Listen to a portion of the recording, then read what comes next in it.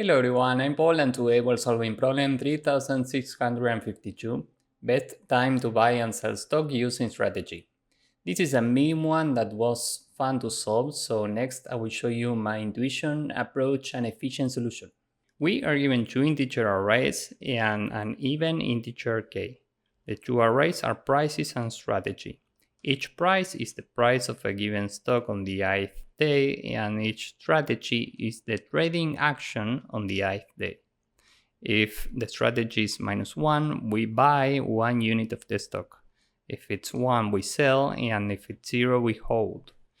We can get the total profit by taking the sum of strategy times price across all days. So if we are given this, we can do 4 times -1 plus 0 times 2 plus 8 times 1, and this is 4. This is the total profit in this case. And this makes sense because if the strategy is -1, we are buying, meaning we are subtracting this from the profit. That's why here we have a -4. If we have a 0, we hold, so we add nothing to the profit, and if we have 1, we add this profit to the profit. So finally, here the profit is 4. Now we are also given an integer k, and we can perform at most one of these operations. We can select exactly k consecutive elements in strategy, and here k is 2. And we can set the first half to 0 and the second half to 1. So in this case, we can take one subarray of size 2, we can take any subarray of size 2, and we have two possible subarrays, and set the first half of the elements in strategy to 0 and the second half to 1. If we take this subarray, now this is 0, this is 1, and the new profit is 0 plus 2 plus 8, meaning 10. And this happens to be larger than the initial profit, so the result up to this moment is 10. If we take the other possible subarray, the first half is already 0, the second half is already 1. We know that the profit in this case is 4, and the maximum between 4 and 10 is 10, so the result in this case is 10 because we need to return the maximum possible profit that we can achieve using at most one of these operations. Now we can implement exactly what we just did. We know that the initial profit without any operation is 4. So the result is initially this, and now we are trying every possible subarray of size k. We start with this one, and now we are exploring this possibility. We know that the result in this case is 0 plus 2 plus 8, meaning 10. And now we are keeping in the result the maximum between 4 and 10, meaning 10. And now we are exploring the next subarray of size k. We are exploring every subarray of size k. And here this is already 0, this is already 1. We know that the profit in this case is 4, and the maximum between 4 and 10 is 10, so we keep 10 here. Now this is fine, but here we have the constraints, and we know that we can have up to 10 to the power of 5 elements. And k can also be up to 10 to the power of 5. This means that we can have large subarrays and a lot of elements. So if we try to compute the profit every time for each subarray in each scenario from scratch, this would be very inefficient. So we need to think about something else. And for this, we can use something called prefix sum. Let's see how this works and how can we use it for this problem. Let's say that we have this array and we are trying to get the sum of the elements in this array in big O of 1 time complexity. Well, for this, we can build another array which we will call P for prefix sum.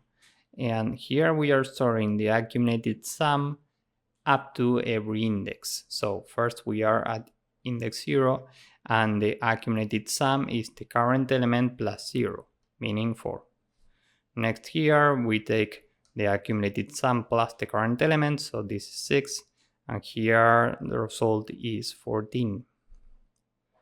So we are trying to get the sum of the elements in this array. We can take the prefix sum for the right bound, meaning we take this, and subtract the prefix sum for the left bound -1, meaning we subtract this. and 14 minus 4 is 10. This is the sum of the elements in this array. And just to make this clear, we have 3 elements and we are trying to get the sum of the last 2. We get the prefix sum of every element up to the right bound and subtract the prefix sum of every element up to left bound minus 1. That's how we get this chunk, which is exactly what we want here. So now let's see how can we use this here. We will have 2 prefix sum arrays, one for prices and the other one for profit, or the sum of strategies times prices. How do we build this? Well, we do minus 1 times 4, and this is minus 4. Next we are here, 0 times 2 is 0, plus the accumulated value is minus 4. Next we are here, 8 times 1 is 8, plus minus 4 is 4. So basically we are doing the same as what we did up here, but for every element we take the corresponding strategy times the corresponding price. And now with this we can do the necessary calculations in big O of 1 times complexity, which is very efficient. So the result is initially the profit of this entire array. And here we have the profit. We know that it's 4. And now we can try every possible subarray. First, we take this subarray and we are exploring different scenarios here. We want to get the profit of this entire array if we decide to use our only operation in this subarray. For this, we can take the total initial profit, subtract the corresponding profit from this subarray before using the operation, and add the corresponding profit after using the operation. We are subtracting the initial effect and adding the corresponding effect after using the operation. That's how we get the total profit of the array if we decide to use the operation here. Now the question is, how can we get the corresponding effect before using the operation? Well, that's why we have this prefix sum. We can take the right bound of the current subarray and subtract the left bound minus 1. In this case, this is out of bounds, so it's 0, and minus 4 minus 0 is minus 4. Now we need to add the corresponding effect after using our only operation on this subarray, meaning here we need to add the corresponding profit of this subarray after using the operation.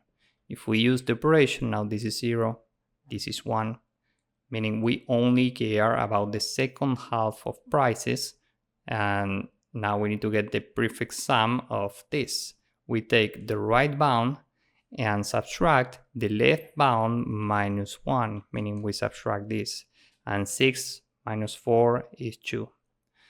The result here is 10, meaning if we decide to use the operation on this subarray, we get 10.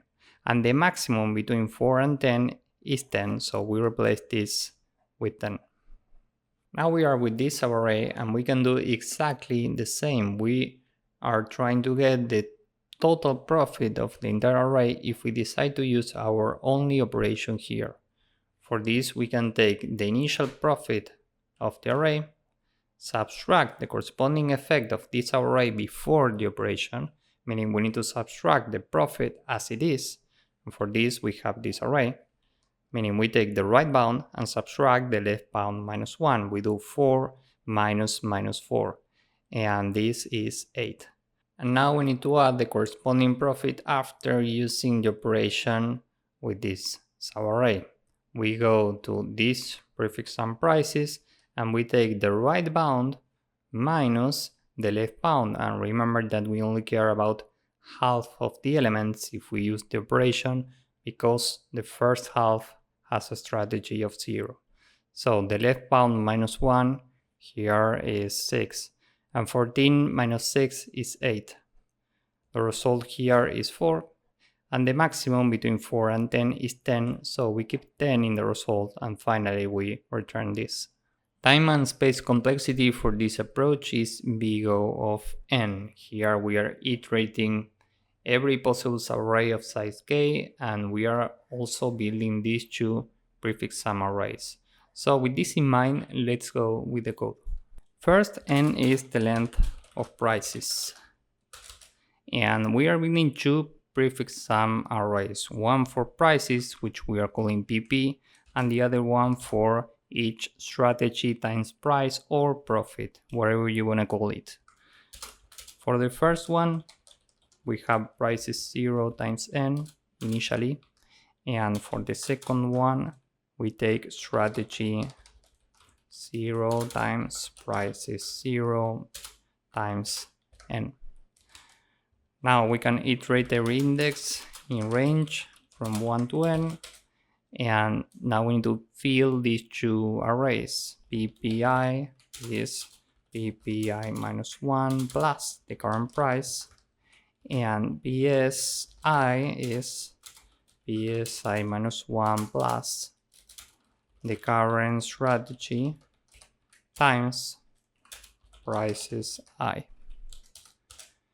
So the result is initially the entire profit of the array before the operation, and we have this value in the prefix sum for profits in the last position. So this is PS minus 1. And now we can iterate every possible subarray for I in range from k minus 1 to n, and here we subtract 1 from k because we are working with indices. Now first, the current profit of the current subarray before the operation is the right bound of the prefix sum for profits, meaning PSI, minus the left bound. This is PSI minus k. Now it might be the case that this is smaller than 0. In this case, we are out of bounds, and this should be 0 instead. So we take this if I minus k is greater or equal to 0, else 0. Now, after using the operation, the profit of the current subarray is the following. We are storing this in this variable change. Here for the right bound, we take from the prefix sum of prices, the current index, and we need to subtract the left bound. This is the half of the current subarray. So we take pp I minus k divided by 2.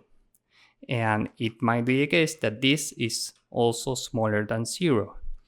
In this case, if this happens, we need to use 0 here instead. So we take this if I minus k divided by 2 is greater or equal to 0, else we take 0. Here we use parentheses. And every time the result is the maximum between the result and the initial profit, PS minus 1, minus the profit of the current subarray before the operation, current, plus change, the profit of the current subarray after the operation. And finally, we return result. So this is the entire code. Now let's submit this. As you can see, this works and it's very efficient.